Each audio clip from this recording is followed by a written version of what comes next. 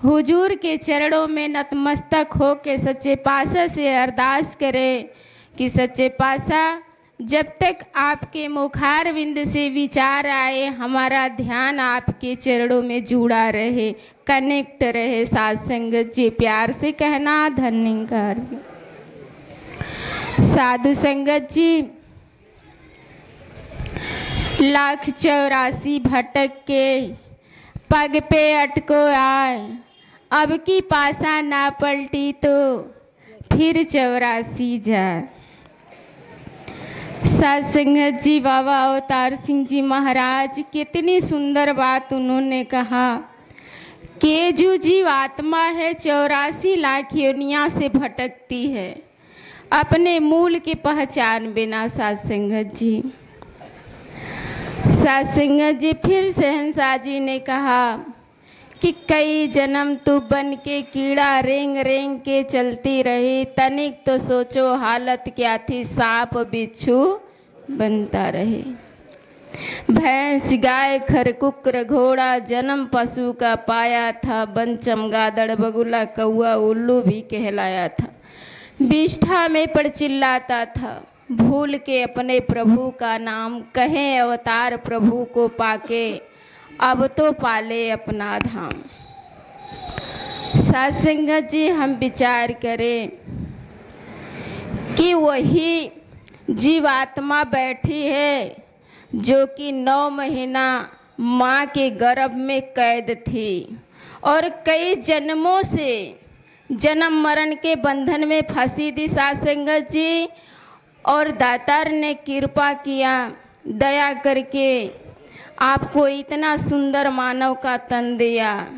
जन्म मरण के बंधन में आत्मा कैद थी, फिर उसके बाद माँ के गर्भ में से बाहर आई, फिर भी हम कैद हैं। 5 तत्व की शरीर में हम कैद हैं। साध संगत जी, साध संगत जी, चाहे जो भी नाम रखा गया बच्चा का, हम आप लोग का, माताएं बहनें बच्चे बुजुर्ग सभी का, साध संगत जी ओकरे पहलऊ हम रहली, लेकिन नाम रखायल तो शरीर का नाम रखल है। साध संगत जी, अगर आपके खिलावे बुलावे में यानी कहाई कि ये शरीर बच्चा के गोद में लेके ये आँख कान नाक शरीर कहाई तो कैसन लगी? तो साध संगत जी शरीर का पहचान हो कि फलाने। साध संगत जी, शरीर का नाम रखल गया, शरीर का पहचान करे पहले भी हम रहली, आज भी वह जीवात्मा है जौन 84 लाख योनिया से भटक के आके फिर माँ के उदर से बाहर होके, साध संगत जी वही जीवात्मा यहाँ पे सभी बैठी है कि दूसर कुछ है। साध संगत जी, परिवर्तन किसमें हुआ? शरीर में। हम बच्चा थे, जवानी बुढ़ापा आ गई। साध संगत जी, शरीर का परिवर्तन हो रहा है, लेकिन हम जो यानी कि माँ के गर्भ से बाहर आए वही है कि दूसरा हम विचार करें। तो साध संगत दातार ने कृपा करके इतना सुंदर मानव का तन दिया और साध संगत भी दे दिया। महात्मा चंद्रदेव जी बड़ी कृपा करके आपके लिए आध्यात्मिक पाठशाला खोल दी और संत महात्माओं ने कृपा करके आपको इस दर पे ले आए। साध संगत जी, चाहे दुख से, तकलीफ से, पीड़ा से, चाहे भूत से, परेत से, किसी तरह से गुरु के दर पे आप आ गए। साध संगत जी, ऐसे तो कोई नहीं यहाँ आएगा, परमात्मा को देखने के लिए, जानने के लिए, पहचानने के लिए कोई बिरला ही आएगा। साध संगत जी, इनमें बहुत से संख्या यानी दुख तकलीफ पीड़ा से ही यहाँ पर उपस्थित है, लेकिन गुरु ने कृपा किया। साध संगत जी, अगर दुख आता है तो हम परेशान हो जाते हैं, तंग हो जाते हैं, लेकिन साध संगत जी परमात्मा का निमंत्रण है, ये दुख दे करके अपने दर पे बुलाता है। साध संगत जी शुक्र है इसका। अब साध संगत जी हम इस दर पे आए तो पाए क्या? बाबा हरदेव सिंह जी महाराज ने 295 पद संख्या में स्पष्ट हुजूर ने क्लियर किया कि तू कौन है, कहाँ से आया, कहाँ है जाना, जान ले क्या असली स्वरूप है तेरा, आए बंदे पहचान ले। बाबा जी ये जीवात्मा को कह रहे हैं हमें आपको कि तू कौन है, कहाँ से आया, कहाँ है जाना, जान ले, और क्या असली स्वरूप है तेरा, आए बंदे पहचान ले। साथ संगत जी हम शरीर के समझत ले कि हम शरीर है, धन दौलत भी सब कुछ हमार है, यानी कि हम फलाने हैं सब कुछ, यानी हमें कुछ पता ना रहे, लेकिन यहाँ आके गुरु के दर पे सब कुछ पता चलल। तो सत्संगत जी क्या असली स्वरूप है तेरा, आए बंदे पहचान ले। हमारा असली स्वरूप का पहचान हुजूर करा रहे हैं।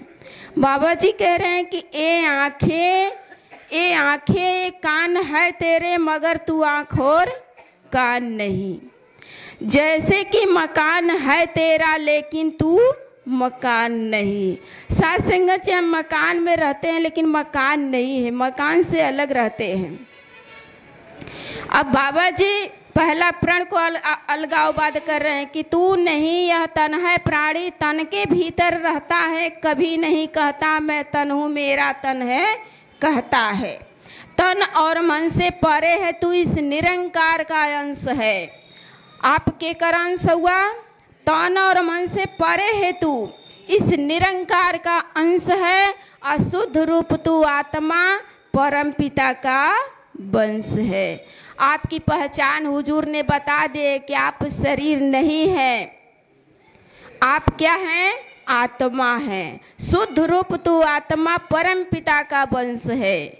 कहें हर देव की गुरु ज्ञान से मूल को पहचानेगा, और जिससे बिछुड़ा उससे मिलकर अपने आप को जानेगा।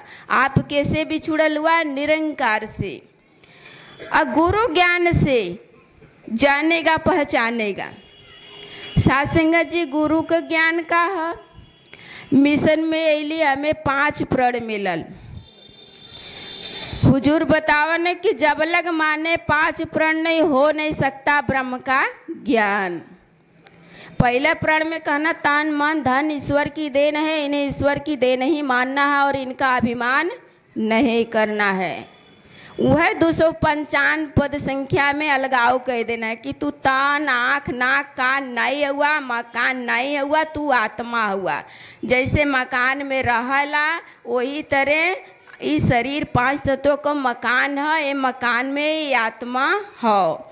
ये साधन मिलल है परमात्मा के पाव बदे की, यही से अपने मूल का पहचान होए। नहीं तो फिर अगर ना जनबा तो 84 लाख भटक के अबे करबा, फिर वही में जाए के है, फिर वह सब बने के हुई।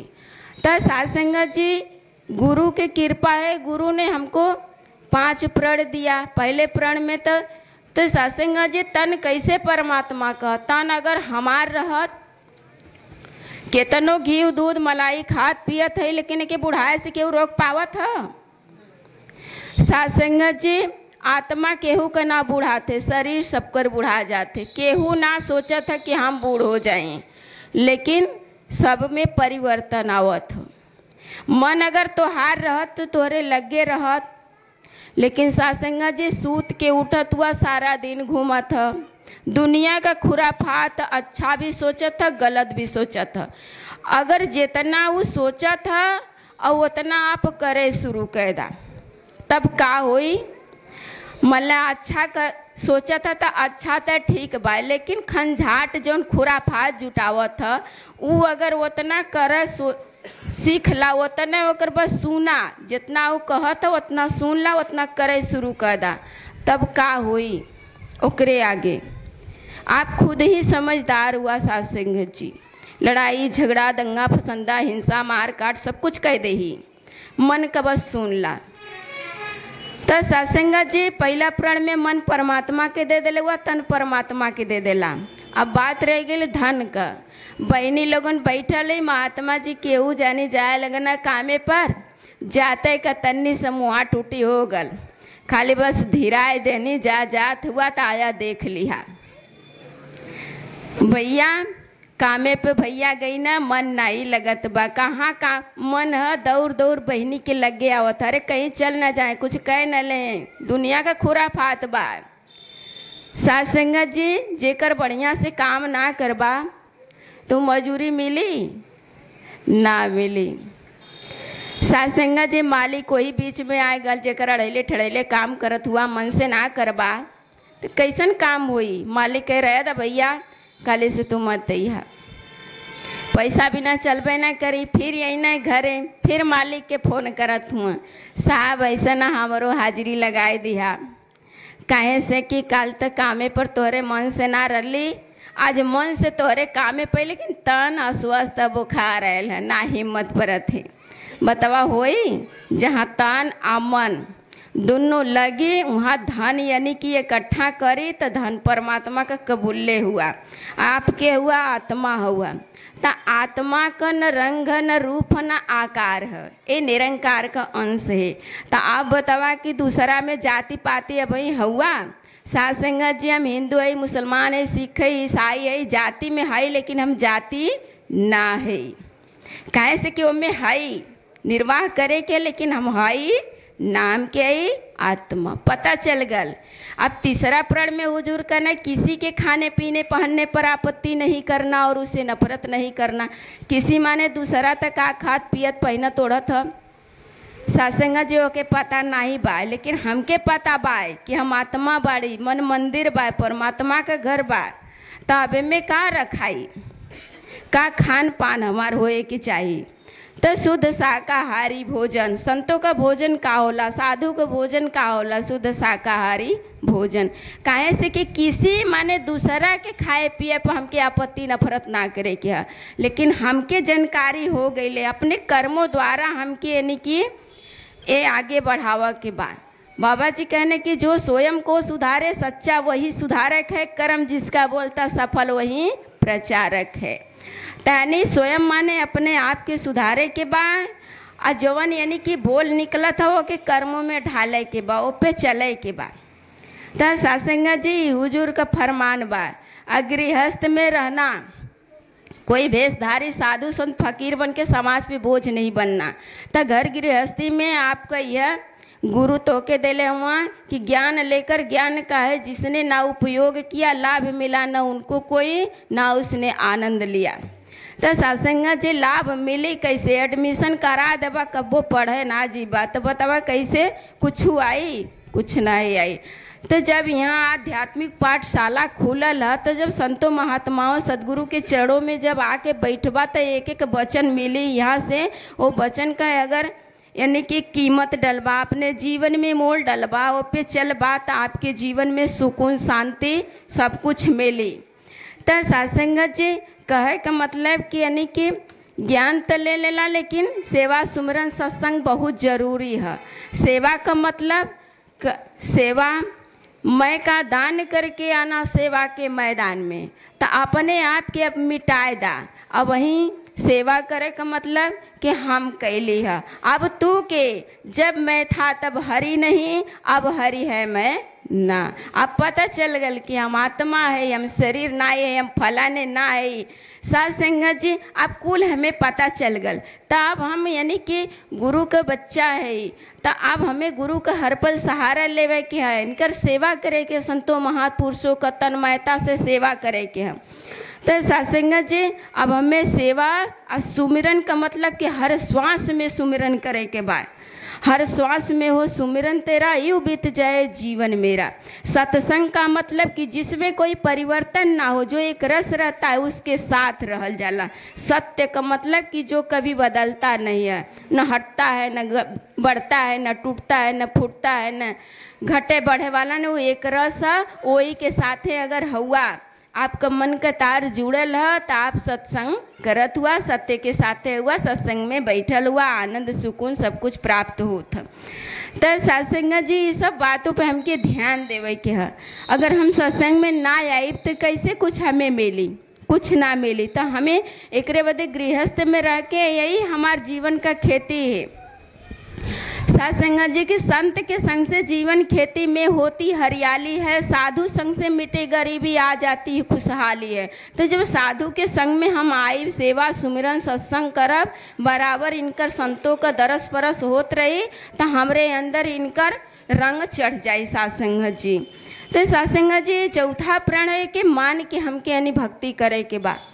अब सत्संग जी बाबा हरदेव सिंह जी महाराज अवतार बाड़ी में फिर इधर कहत हुआ ज्ञान का बात वही बतावत हूँ हुजूर। सत्संगत बाबा जी के यही कहे का मतलब कि आज इंसान निरंकारी मिशन में आके भरम भुलेखा में फसल है, एकदम परेशान है।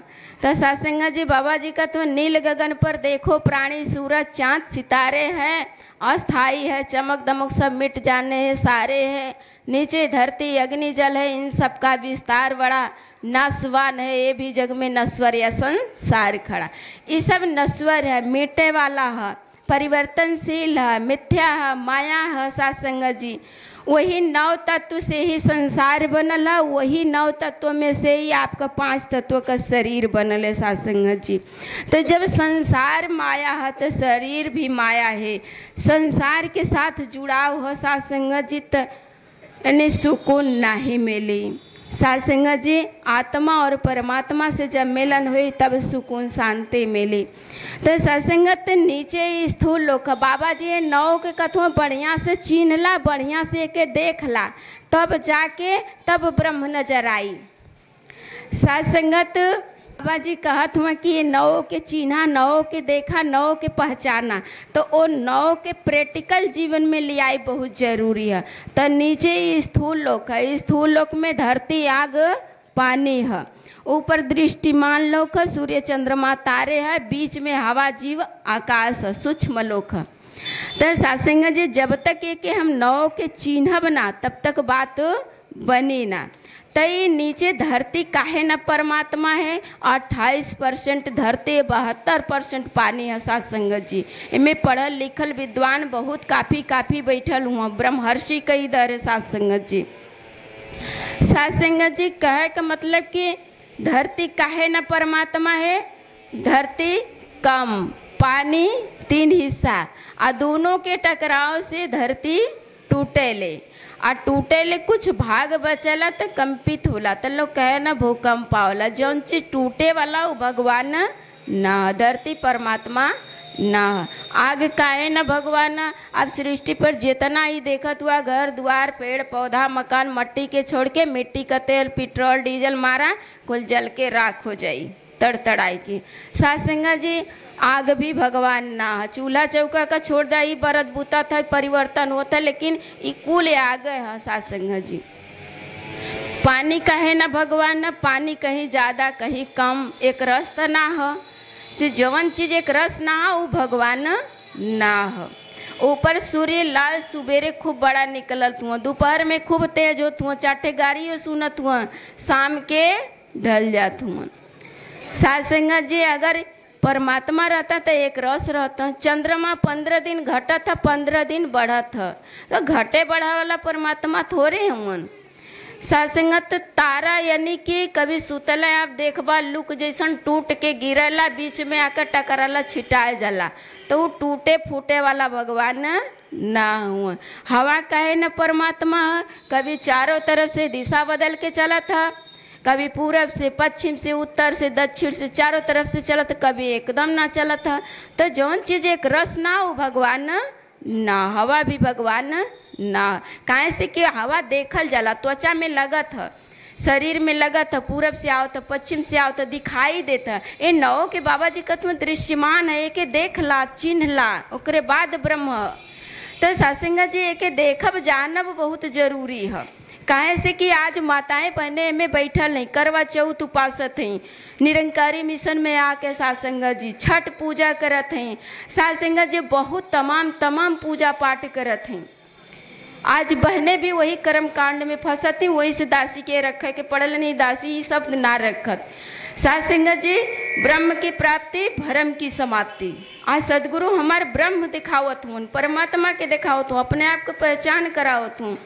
सत्संग जी हवा के बारे में आप जान गिला, जीव कहे न भगवान। जीव जैसे मान ला केहू की खूब यानी कि कबो बाल बच्चा ना हो तो दातार का कृपा भइल बच्चा भी हो गल, खूब यानी खुशी सोहर गवाइल मिठाई बटते मार नाच गाना खूब बैल, वही बच्चा यानी कि सुनायल की खत्म। सत्संग जी वह जीव जवन खूब नचलस झूमलस गौलस खूब दुखित हो गल। तो जवन चीज दुख सुख का अनुभव करत था भगवान ना कहल गल कि ईश्वर अंश जीव अविनाशी चेतन अमर सहज सुख राशि। आत्मा ईश्वर का अंश जीव अविनाशी है, लेकिन कब अपने मूल में मिली तब अविनाशी का स्वरूप हुई। जब अपने आप को पहचान करके जब इकमिक हुई तब। तो सत्संग जी जीव भी भगवान ना है। आकाश का मतलब जैसे स्कॉर्पियो गाड़ी चल देले है, स्कॉर्पियो गाड़ी में आप बैठ जा और गाड़ी में आप बैठल हुआ, शीशा चारों तरफ से लाख है, हम बाहर ही आप अंदर हुआ। आप हमें बुलावत हुआ बहन जी, लेकिन दीवार के कारण आवाज़ कट जाते, शीशा के कारण आवाज़ कट जाते। परमात्मा अखंड अविनाशी है, सर्वव्यापी है, हर जगह आवाज़ कटत है। तो आवाज़ भी भगवान ना है। सत्संग जी अब सोच ला कि यानी कि रामचरितमानस में सब पढ़ला, पंडित लोग पढ़त हुन, अखंड मंडलाकारम व्याप्तम येन चराचरम तदपदम दर्शितम तस्मै श्री गुरुवे नमः। यानी कि जो अखंड है, अविनाशी है, जिसका खंडित ना हो, ओके वो जानत ना हुआ, आप जानत हुआ गुरु के कृपा से। अखंड का मतलब, मंडला का मतलब कि यानी कि जो करोड़ों सूर्य चंद्रमा तारे, जहाँ तक से परमात्मा का न शुरुआत है न अंत है, वहाँ तक से इनका विस्तार है। हवा जीव आकाश का, सूर्य चंद्रमा तारे धरती आग पानी, यानी सब चीज़ का इन्होंने विस्तार किया है। जिसने सूरज चाँद बनाया, जिसने तारों को चमकाया, जिसने सारा जगत बनाया, जगत माने संसार को बनाया, हम उस ईश्वर के गुण गाएं, उसे प्रेम से शीश झुकाएं। आप कितना भाग्यशाली हुआ कि गुरु ने सब कुछ आपको बता दिया। जिसने का मतलब किसने बनाया, जे बनावे वाला हो। अब बताओ इतना बड़ा सूरज के बनेना, इतना बड़ा ब्रह्मांड के बनेना, उनके जानब जरूरी हो कि ना। तो सत्संग जी ऐसे परमात्मा का सतगुरु हमें पहचान करावत हूँ। आज गुरु के यहाँ दासी जब से आइले होड़ लगल गीत के माध्यम से, विचार के माध्यम से, मीरा जी, कबीर जी, रहीम जी, तुकाराम जी, तमाम गुरु पीर पैगंबर का सबकर होड़ लगल कि सबने जीवन में गुरु किया तो गुरु का यही संदेश है कि गुरु अपने जैसा आपको बना रहे हैं। उनके जीवन में गुरु आया, उनका जीवन शुरू हुआ। सत्संग जी आज मीरा का नाम लेते हैं, क्या हम मीरा जैसे कब होंगे? रविदास का नाम लेते हैं, हम कब रविदास जैसा होंगे? क्या रविदास जी कौन सा ऐसा आपसे महान काम कर गए? सत्संग जी वो महान काम कर गए कि उनका आज दुनिया नाम ले रहा है। मीरा जी वो काम कर गई। सत्संग जी आज हमरे तोरे घरे तन्नी से तू मैं हो जाई तो तमाम महाभारत मच जाई। मीरा जी के विष पियावल गल। सत्संग जी तमाम ताने सहनी, राजा का लड़की रहनी, राजघरायन का बेटी रहनी, का जरूरत रहे रविदास छोटी बिरादरी में जाके परमात्मा के जन लेकर मूर्ति लेके ढोवत रहनी। सत्संग जी जब उनके जीवन में रविदास गुरु मिलना, कहना कि बेटी परमात्मा टूटता फूटता नहीं है, परमात्मा तो अजर है, अमर है, अविनाशी है, इसका विनाश नहीं होता, इसका खंडन नहीं होता, ये टूटता फूटता नहीं। आज हमारा सतगुरु वही ज्ञान दिया है कि सतगुरु देह का नाम नहीं, सतगुरु होता ज्ञान है।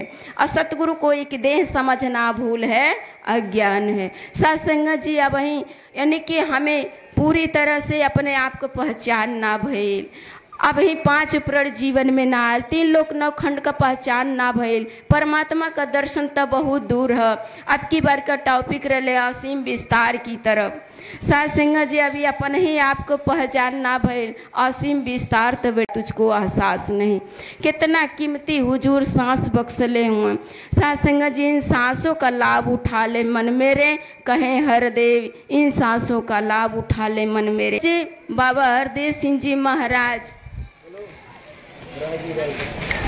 पद संख्या 10 में बाबा जी कहना कि काम ने, कोह ने, लोभ ने, मोह ने, अहंकार ने घेर रखा है हर मानव को, मन के 5 विकार ने। हर मानव के, ये नहीं कि नहीं हम ही तो के, सबके घेर ले बा, जितना मानव प्राणी सृष्टि पहुँच सबके घेर ले बा।